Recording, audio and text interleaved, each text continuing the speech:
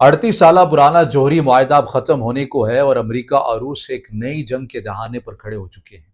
दुनिया के तमाम दिफाई तज्जियाकार यूरोप और एशिया और अक़वाम मुत्तहिदा के दिमागों के अंदर ये सवाल बहुत तेजी के साथ गूंज रहा है। क्या वाकई दुनिया की सलामती को एक बार फिर चैलेंज कर दिया गया है? आखिर रूस ने 38 साल पुराना जौहरी मुआहदा क्यों ख़त्म किया है? और क्या इसके असरात फ़कत उसी खत्े तक महदूद रहेंगे या फिर इस खत्े यानी कि पाकिस्तान को भी मुतासर कर सकते हैं?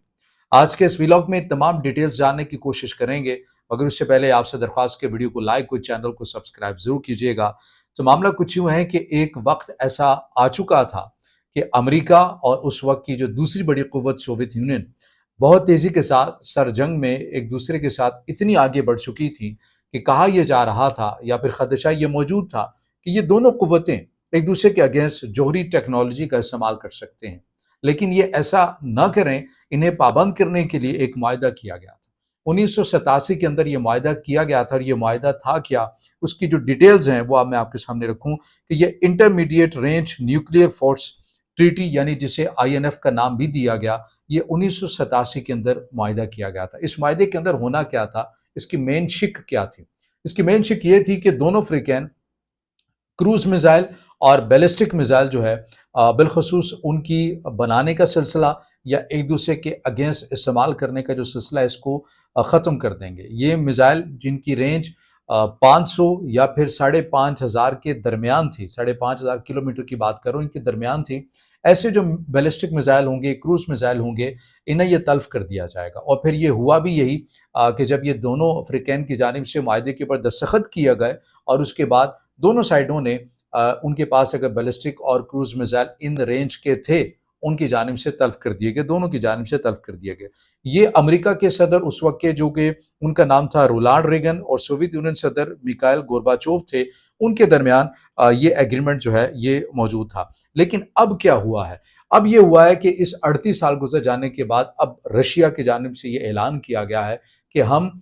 इस मुआहदे को अब माजी का हिस्सा बनाने जा रहे हैं। क्यों? रूसी वजारत खारजा ने यह इल्ज़ाम आयद किया है वाशिंगटन पर कि उनके इल्म में ये बात आई है कि अमेरिका बहुत तेज़ी के साथ रशिया के आस पास ममालिक जो कि अमेरिका के इत्तेहादी हैं, चाहे वो मगरबी दुनिया हो, चाहे वो एशिया हो, वहाँ पर ऐसे मिसाइल सिस्टम नस्ब कर रहे हैं जो रूस की सलामती को चैलेंज कर सकते हैं या फिर इस मुआहदे की खिलाफ वर्जी कर रहे हैं। चूँकि ये रशिया वजारत खारजा का ये कहना है कि चूँकि वाशिंगटन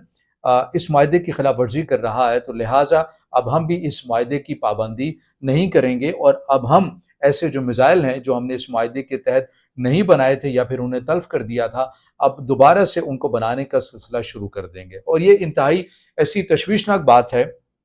कि गो के वाशिंगटन ने बाकायदा सरकारी सतह के ऊपर इस रशिया के इस इक़दाम के ऊपर कोई जवाबी इक़दाम तो नहीं दिया, यानी रद्द-ए-अमल तो नहीं दिया बयान की सूरत में, लेकिन बताया ये जा रहा है कि पेंटागन में नेटो के अंदर बड़ी तशवीश की लहर दौड़ चुकी है रशिया के इस फैसले के बाद। बिलखसूस यूरोप को बहुत सारे खदशात लाहक हो गए हैं और ज़ाहिर है अब आपको दुनिया बहुत तेज़ी के साथ मज़ीद जदीद किस्म के और महलिक किस्म के जो हथियार हैं उनकी दौड़ में शामिल होती हुई नज़र आएगी। अब नेटो को, यूरोप को बहुत तेज़ी के साथ इंटरसेप्ट टेक्नोलॉजीज़ या ऐसे मिसाइल को रोकने के लिए जो कुछ टेक्नोलॉजी बनानी पड़ेगी वो भी बहुत तेज़ी के साथ इसके अंदर अपना जो काम है वो शुरू कर सकते हैं। अब सवाल ये है कि क्या इसके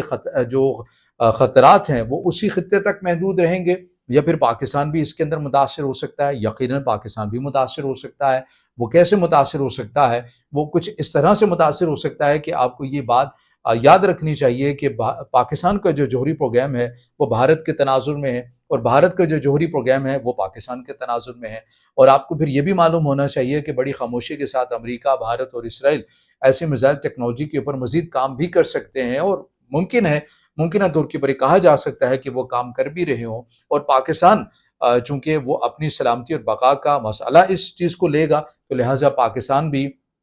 ना चाहते हुए भी इस दौड़ के अंदर शामिल हो जाएगा। तो आपको रशिया के इस फैसले से ये लग रहा है कि दुनिया बहुत तेज़ी के साथ जो है وہ اب دوبارہ سے جوہری ہتھیاروں کی دوڑ کے اندر شامل ہوتی ہوئی نظر آ رہی ہے، کیونکہ اب یہ خدشہ موجود ہو گیا ہے کہ امریکہ اور رشیا کے مابین جو سر جنگ ہے اس کا ایک نئے سرے سے آغاز ہو رہا ہے۔ شمالی کوریا ہو یا چین کی بات کریں تو وہ آپ کو اس معاملے کے اوپر خاموش نظر آتے ہیں۔ وہ ان کی خاموشی کی وجہ شاید یہ بھی ہو کہ وہ ان تمام اقدام کو یا رشیا کے اس اقدام کو اپنے حق میں بہتر جانتے ہو، مگر لگ ایسے رہا ہے جس طرح کی جو چیزیں ہمارے سامنے آ رہی ہیں اس سے یہ بات ظاہر ہو رہی ہے کہ دنیا یا اس کی جو سلامتی ہے ایک بار پھر سے اس کو چیلنج کیا جا رہا ہے، اور انسانیت جو ہے وہ خطرے میں جاتی بھی آپ کو